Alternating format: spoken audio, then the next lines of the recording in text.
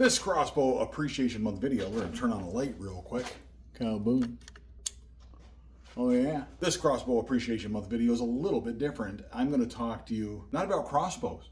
No, I'm going to talk to you about drones. Yes, drones. I love drones. I love my drone. Right here. Right here's my drone. Look at this cute little guy. Look at that. This is my current one that I love and enjoy.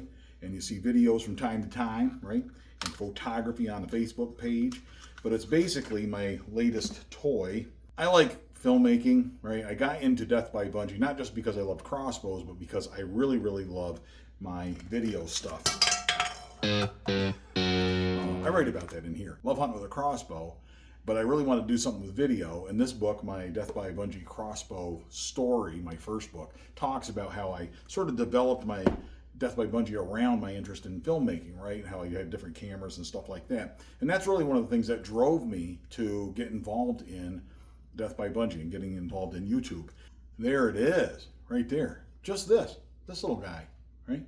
Just that little guy. Trust me, this is going to be relevant to crossbows. You're going to see where I'm going with this. This is the third one of these that I've had. The first one I had was a DJI Phantom. And that thing was huge. It was basically a flying lawnmower, right? It was this big, dangerous thing that flew around in the sky, and it didn't even have a camera. I had to mount a camera. I actually drilled into it and attached a GoPro to it, screwed a GoPro onto it just so I could film with it. And GoPros, they were pretty amazing cameras back in the day, but the footage you got with it was all jiggly and everything else.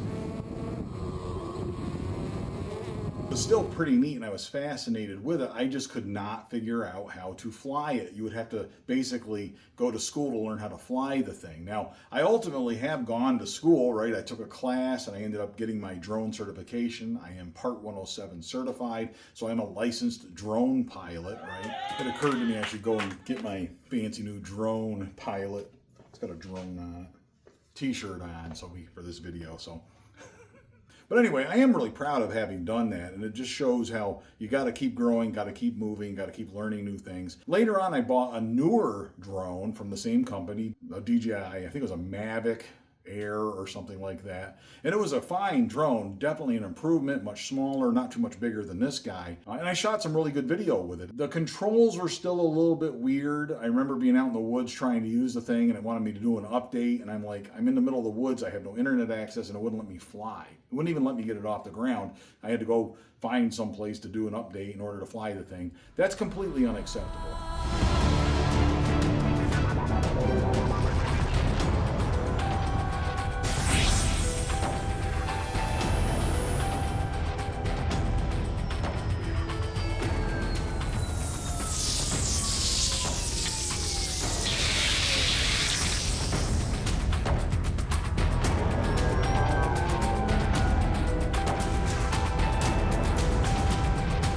What it didn't have was that one, you attached your phone to it, right?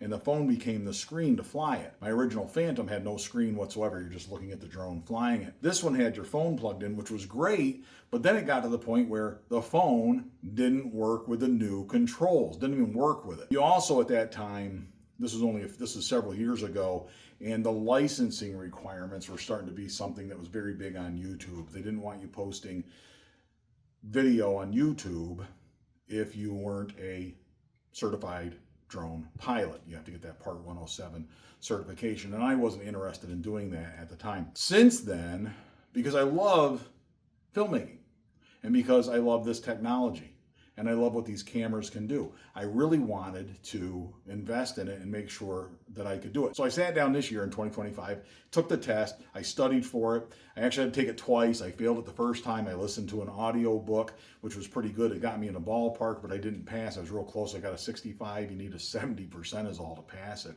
And it's a tough test, it really is. I took it the second time, got a 92% after I took a class with King Schools. I highly recommend them if you want to do it. It was a lot of fun. I learned an awful lot, and I am fascinated even more with drone technology and drone laws now that I've taken that class. I really feel like I've learned something from it and improved myself as a filmmaker, as a drone pilot, just as a person. I really learned something. I really appreciate that. I am very proud of that. So this drone, though, I finally bit the bullet and bought a really good drone because I'm certified, might as well have a good drone. I spent like $1,000 on this combo here with my new DJI Mini 4 Pro. And this has a screen for a controller. How cool is that? And on this screen, you can see what you're doing. A really good screen, even in daylight, broad daylight. You can sit there and look at it pretty good and see what you're doing on there, tell all your battery levels, all your important stuff. You still got to fly within visual line of sight, be able to see the drone and all that, but I can see what I'm filming here as well. Very important. I even took my mom out to lunch the other day, and we just had a nice lunch in a local park. I flew the drone through the trees. I had no trouble controlling it as I'm flying it through the trees. Never could have done that with the previous drones. And then I took it and made a really nice time lapse, shooting it across the river and filming the clouds and the neighboring towns. So you really can't beat this technology. My mom and I had a great time. I love this. This thing has great range. I can fly it certainly as far as I'm willing to fly it. It will fly just fine, gives me perfect reception on this. And it's got a built-in screen, so my phone is irrelevant. I can film with my phone separately. I can talk on the phone, do something with my phone at the same time that I'm using this. I don't need to have it plugged in to my phone. Pretty cool. So when the phone, if I get a new phone, I don't have to worry about this. I talk about technology all the time here on Death by Bunjie, and it's not because I'm trying to push you in the direction of one crossbow piece of gear or another one. It certainly is not that. It is because it's relevant to everything that we do in the world. We live in the most exciting of times. When I started hunting back in 2010 with Bunjie, right, that crossbow hanging on the wall behind me that I have nothing but the utmost love and adoration for that crossbow. And you can't be watching this channel and think otherwise, right? I can't put it down. I love the thing. It's not the right crossbow for me in 2025 to be heading into the woods with. There are so many other options. It's no different.